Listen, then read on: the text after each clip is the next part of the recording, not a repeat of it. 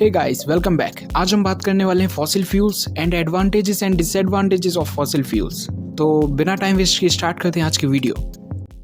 तो सबसे पहले देख लेते हैं what are fossil fuels. Fossil fuels होते क्या है? Fossil fuels is a fuel form by natural process. तो नेचुरल प्रोसेस से जो फ्यूल्स फॉर्म होते हैं उसे फॉसिल फ्यूल्स कहते हैं।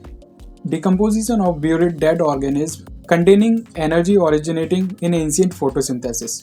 तो डिकम्पोजिशन ऑफ ब्यूरिड मीन्स होता है जमीन के अंदर दफनाया हुआ। तो जो डेड ऑर्गेनिज्म होते हैं जमीन के अंदर बहुत पुराने टाइम पे, जिनके अंदर फोटोसिंथेसिस एनर्जी से एनर्जी स्टोर हो चुकी होती है, उनका जब डिकम्पोजिशन होता है तो हमें फॉसिल फ्यूल्स मिलते हैं। The age of organism and their resulting fossil fuels is typically millions of years. जो फॉसिल फ्यूल्स की एज होती है वो मिलियंस ऑफ ईयर्स तक होती है। Fossil fuels contain high percentage of carbon and include petroleum, coal and natural gas. Fossil fuels high percentage of carbon include करते हैं और इसके अंदर coal, petroleum and natural gas आते हैं। अब देख लेते हैं advantages of fossil fuels. The major advantages of fossil fuels is their capacity to generate huge amount of electricity in just single location. तो सबसे बड़ा एडवांटेज है इसका, ये किसी भी एक ही लोकेशन पे huge amount of electricity generate कर सकता है। थर्ड पॉइंट है when coal is used in power plants they are very cost effective. तो जब हम कोल के यूज करते हैं अपने पावर प्लांट में तो काफी ज्यादा कॉस्ट इफेक्टिव होता है। नेक्स्ट पॉइंट है इसका transporting oil and gas to the power stations can be made through the use of pipes making it very easy task. तो जो ऑयल और गैस का ट्रांसपोर्टेशन है पाइप्स के थ्रू भी किया जाता है, जो कि इसे काफी इजी टास्क बना देता है। नेक्स्ट पॉइंट है power plants that utilize gas are very efficient. जो पावर प्लांट गैस को यूटिलाइज करते हैं वो काफी इफिशिएंट होते हैं, मतलब वो कम इनपुट लेके ज्यादा आउटपुट दे सकते हैं, उसे हम बोलते हैं इफिशिएंट। तो जो पावर प्लांट गैस को यूज करते हैं वो काफी इफिशिएंट होते हैं। नेक्स्ट पॉइंट देखते हैं power stations that make use of fossil fuels can be constructed in almost any location. तो जो पावर स्टेशन होते हैं हम उसे कहीं भी कंस्ट्रक्ट कर सकते हैं, ऑलमोस्ट एनी लोकेशन। हमने कुछ एडवांटेजेस देखे, अब हम कुछ डिसएडवांटेजेस ऑफ फॉसिल फ्यूल्स देख लेते हैं। Pollution is the major disadvantages of fossil fuels.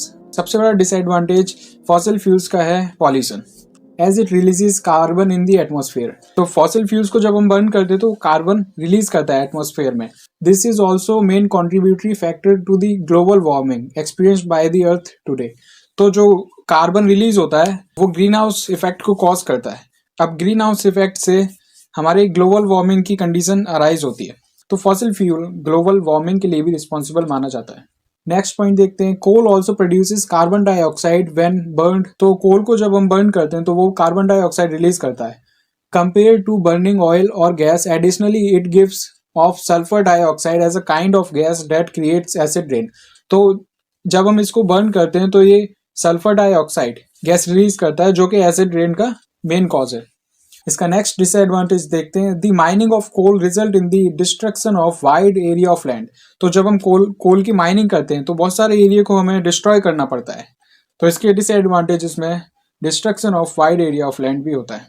Power stations that utilize coal need large amount of fuels. In other words they not only need truck loads but train loads of coal on regular basis. जो power station होते हैं जो कोल को utilize करते हैं उन्हें बहुत सारे अमाउंट में कोल चाहिए होता है, नॉट इवन ट्रक लोड्स।